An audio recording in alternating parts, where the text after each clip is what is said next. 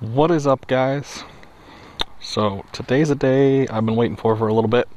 I am at finishing the stage 1 break-in on my 2017 FC10, which means it is time for its first service. I'm going to go ahead and do all that, film it all, walk you guys through all the steps of everything that Yamaha recommends that you get done at this time during this first service, and just show you how to look through the bike. That way, if you're mechanically inclined, you can save yourself a few dull hairs from having to take your bike into the dealer. So guys, I know a lot of you aren't gonna want to sit through all the basic checks and everything. So if you want the oil change, that'll be linked to a separate video right above oil change. If you just want drivetrain adjustment, there'll be a link for that as well. Otherwise, stick around and we're going to go through all the basic checks that Yamaha recommends you do on the bike. The only way to really know your maintenance schedule is to look in your owner's manual. It's in there. I believe they should all be the same. It shouldn't really be different between FC10s. If you're watching this and you got an MT10, very similar, but I'm on page 8-5, and the first 3 things we're looking at is clutch, check operation, adjust and replace cable. You guys have been riding your bike. You know how your clutch feels. I know how my clutch feels. It's good. I'm actually working on getting replacement levers right now, to make it more like my R3. I got adjustable levers on that, and I just really like what they did for the feel of the clutch and the brake and all that. And then front brake and rear brake, check operation. Again, you've been riding your bike, you know how it is. Fluid level and leakage. We'll walk through that, follow all the hoses down. And finally, replace brake pads as necessary. You're at 600 miles. You shouldn't need to replace your brakes yet. But either way, let's see if I can even get a good view of this. So, first of all, fluid level. You have an indicator right here. It's a little hard to see at times, but there's a little mark halfway through, and that's your lower limit. If your brake fluid is at or below that line, you either need to add fluid or address something with your braking system. Typically, since it's a sealed system without any leakage, if your fluid's low, you're gonna need brake pads. On this, you got quad piston, dual rotor brake setup in the front. So that would be a set of 4 pads. But let's see if I can get a look at these real quick, see what I can see. Wow, you really can't see anything without taking that spring clip out. Okay, yes you can. So basically where you're going to look is you're going to peek through this gap on both sides. I'm going to assume that it's the same gap on the other side. We'll look in a second. But from there, hope you guys can see that. I'll see if I can zoom in. You can see, you can get your brake pads, get that dash in the middle. Usually you want to measure it, but typically if that, you can see that there's a good amount of meat there. Let's see if we can see that on the left side as well. Yes, you can. You can see the same gap right through there. You got the ABS wire. I don't want to say in the way, but it's in the same spot as well. Now onto the rear. I'm going to have your brake fluid here. This is going to show you an upper and a lower limit.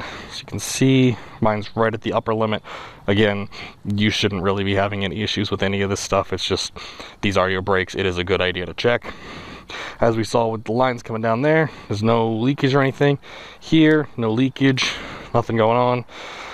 Here, just right in the back here, you can peek through, see the thickness of the pads. So that's going to be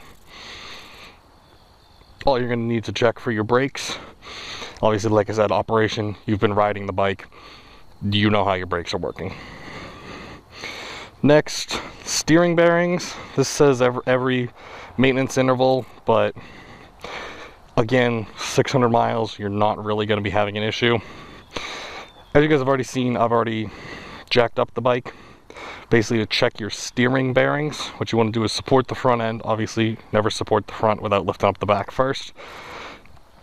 Get down in front of the bike, grab right at your front axle, the lowest part in your forks, and basically kind of try and wiggle it. And if you feel any play, that's going to need further diagnosis, but that's all we're checking for here. Like I said, you really shouldn't be having a problem with anything here. This should all just be routine. Drivetrain just every 500 miles. I actually already had to do mine at about 320 miles. Just checked again. I do have to do it again.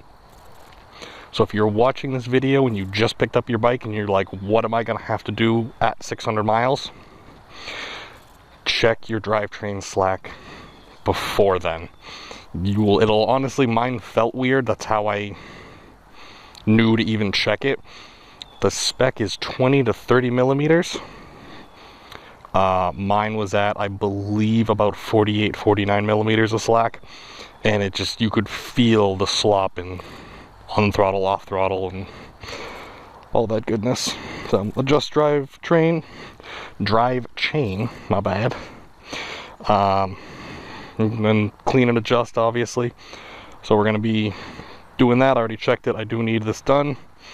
Side stand switch and front and rear brake switches. So obviously for that, check the operation of the side stand switch is very easy. Start your bike, make sure it's in neutral. Put it in gear, put your side stand down. Engine shuts off, you're good. That's a nice easy one.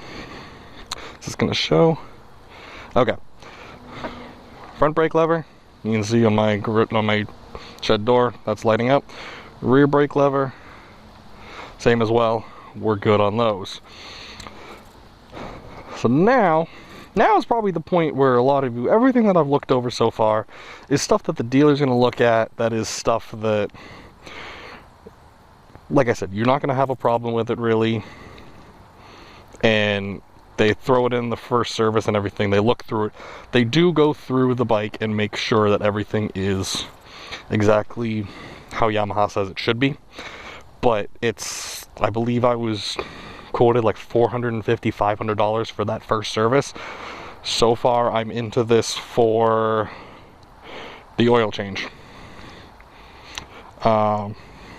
which is now probably what most people, the only thing that most people are going to do at the first service is oil change, drive chain. God, I can't say that today. Yeah, so that's probably the part a lot of you are in here for. If you watch this first part, congratulations, I like you. But as you saw in the beginning, there's a cut to get to the oil change and drive chain adjustments. So we'll get into that when we get back.